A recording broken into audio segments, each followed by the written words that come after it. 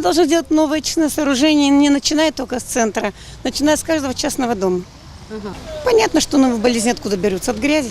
Ну, во-первых, это влияет на настроение, во-первых, а во-вторых, это также влияет и на здоровье, потому что это запахи идут, мне так кажется, я не эксперт в этом вопросе, но мне кажется, из канализационных каких-то оборудований, и это, конечно же, влияет на наше здоровье.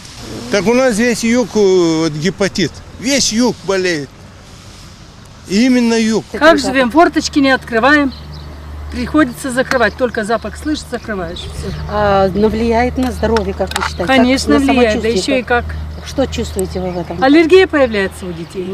Ужасный запах, там нельзя ни окна открывать, очень жарко, и это воняет очень сильно. Думаю, что как бы власти должны более так очищать все, чтобы не так сильно, очень сильно воняет, прям ужасно. Там рядом стоять нельзя, там если просто проезжаешь, уже сильно воняет.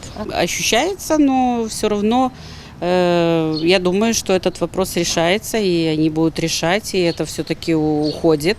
Кто решает? Ну, примария, да. Сколько лет? Ну, уже года 4 уже есть, наверное, я думаю. Я на такое не попадал еще. Вроде нормально, по сравнению с чем было раньше, сейчас тут вообще другой этот. Особенно возле там, где заправка, там очень сильно воняет, и даже не спасает ничего. И влияет это на здоровье людей, как вы считаете? Думаю, да, очень даже Каким влияет. образом?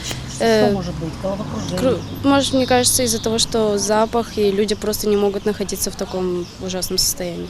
Но мне кажется, проблема в том, что эти очистные сооружения давно не менялись, там не проводилось давно никаких работ реконструкции, да, поэтому мне кажется, в этом проблема.